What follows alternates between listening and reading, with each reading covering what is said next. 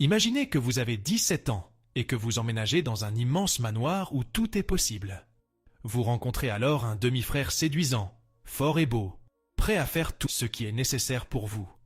À première vue, il semble qu'il ne soit pas si obéissant, et cela rend folle notre héroïne. Mais comment en sommes-nous arrivés là? Le film commence avec une fille de 17 ans nommée Noah, qui emballe ses affaires pour déménager dans une autre ville. Elle met une photo de son père dans sa valise. Lorsqu'elle arrive dans la nouvelle ville, Noah s'habitue progressivement aux vues incroyables de la mer, de la plage, des arbres et de la belle nature. Elle lit tranquillement un livre dans la voiture avec sa mère, Emma.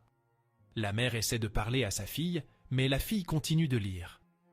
Emma dit qu'elle a rencontré son nouveau mari et a décidé de commencer une nouvelle vie. Elle explique à sa fille qu'étant donné qu'elle n'a pas encore 18 ans, elle doit s'installer dans leur nouvelle maison.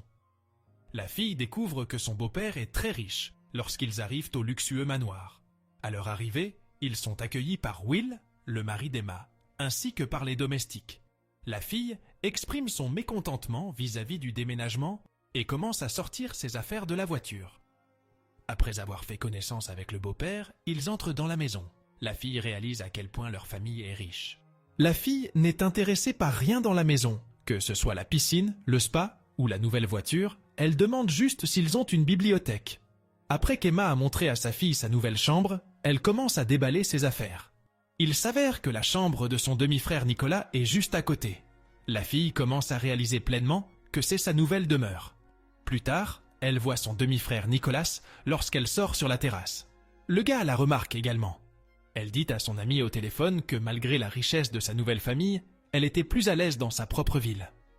En se promenant dans la maison, Noah cherche quelque chose à grignoter dans le réfrigérateur, mais en le refermant, elle est effrayée en voyant son demi-frère Nicolas, qui est très beau. Comme elle n'a pas raccroché, son ami entend tout. En ramassant son téléphone par terre, elle est effrayée par le gros chien de Nicolas. Elle commence à paniquer et à se défendre. Mais Nicolas lui conseille de ne pas énerver le chien, car il peut être agressif. Ensuite, une fois dans la chambre, elle découvre que son ami continue d'écouter attentivement. Noah l'informe que Nicolas est très attirant et qu'elle l'aime bien. Toute la famille se réunit pour aller dîner et Noah sort avec une robe atypique. De toute évidence, elle a fait un choix unique et ses choix audacieux plaisent à Nick. Elle envoie un message à Dan en lui disant qu'elle lui manque et lui demande de la rappeler, mais il dit qu'il est occupé. Noah voit Nick les doubler dans sa voiture et jeter une cigarette par la fenêtre. Au restaurant, Noah remarque la serveuse séduire Nicolas. Elle réalise aussi que ses parents ne savent pas qu'il fume, donc elle décide de garder son secret. Son demi-frère décide d'aller rejoindre ses amis, mais elle aussi déclare qu'elle veut rentrer à la maison. Will demande à son fils de la ramener à la maison. En chemin, ils se disputent, et Nick la dépose au cœur de nulle part. Son téléphone est éteint, et elle ne peut pas appeler un taxi. Elle essaye d'arrêter une voiture, mais sans succès. Elle l'insulte, et cela pousse le gars à s'arrêter. Le conducteur est un gars mignon nommé Mario. Il s'avère qu'il connaît Nick et se dirige vers la même fête. En chemin, la fille dit qu'elle et Nick vivent dans la même maison. Mario lui informe que c'est une fête organisée pour un gars très dangereux, nommé Ronnie, qui est récemment sorti de prison. Elle réalise que les parents de Nick ne connaissent pas bien leur fils. Nick s'amuse à fond. En le voyant, Noah le gifle pour l'avoir laissé sur la route toute seule. Il essaie de la rassurer en parlant du tatouage près de son oreille. Il lui dit ensuite de se mêler de ses affaires et de ne pas parler de cette fête à la maison. Yenna, l'amie de Nick, s'approche d'elle ensuite et les deux échangent pendant un moment. Noah lui montre des photos de son ex-petite amie avec sa meilleure amie et veut se venger. Son nouvel ami lui conseille de trouver et d'embrasser le plus beau mec de la soirée. Ensuite, Leon s'approche d'elle et embrasse Yenna. Rooney remarque Noah et veut la rencontrer. Il envoie donc son ami pour la faire boire, mais Nick intervient rapidement. Il lui informe qu'elle a été droguée et la ramène à la maison contre son gré. Elle commence à agir bizarrement dans la voiture. Une fois à la maison, il la met au lit.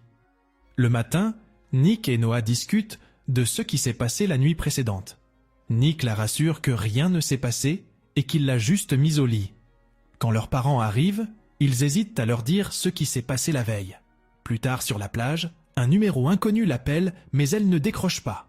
À ce moment-là, Nick et ses amis viennent également à la plage pour surfer. Il fait des mauvaises blagues sur Noah devant ses amis, ce qui la rend inconfortable.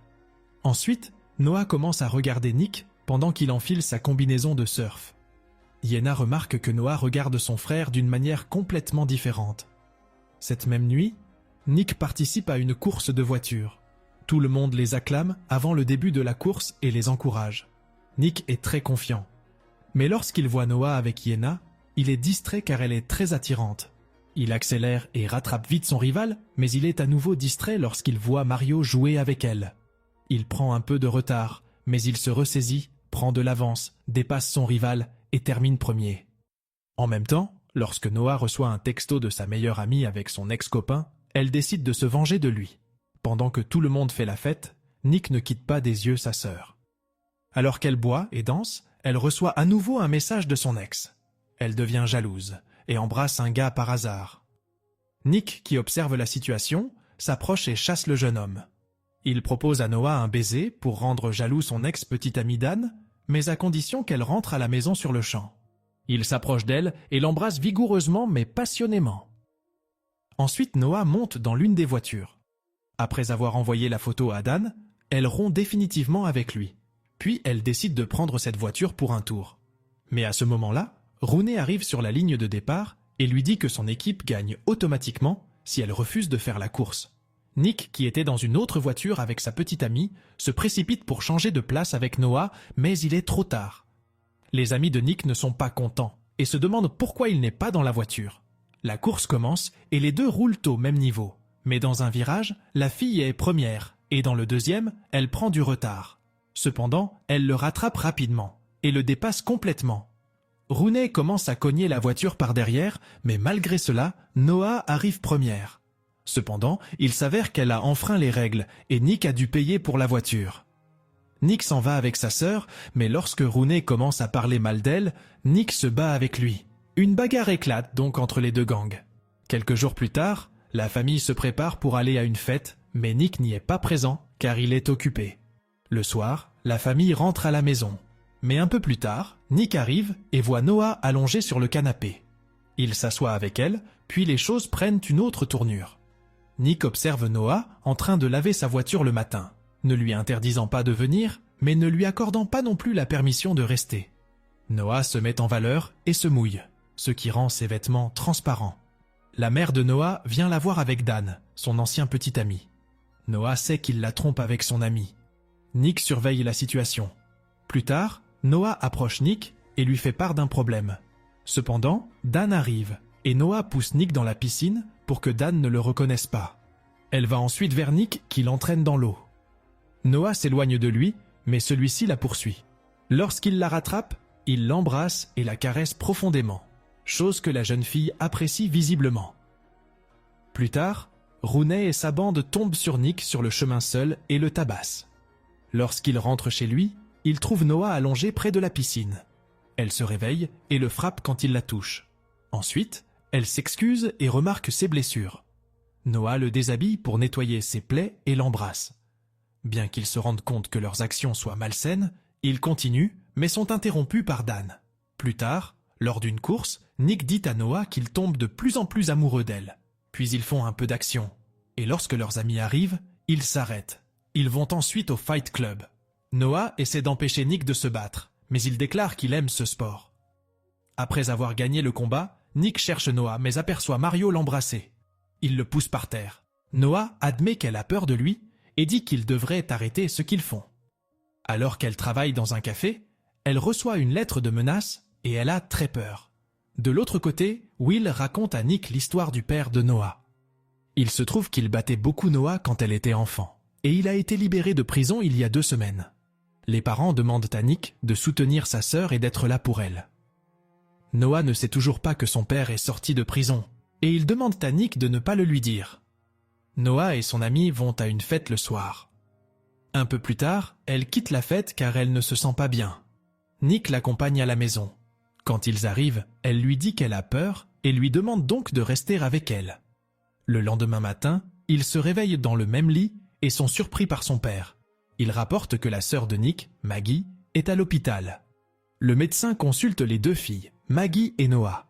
Elle les informe que tout va bien et qu'elles ont juste besoin de repos toutes les deux.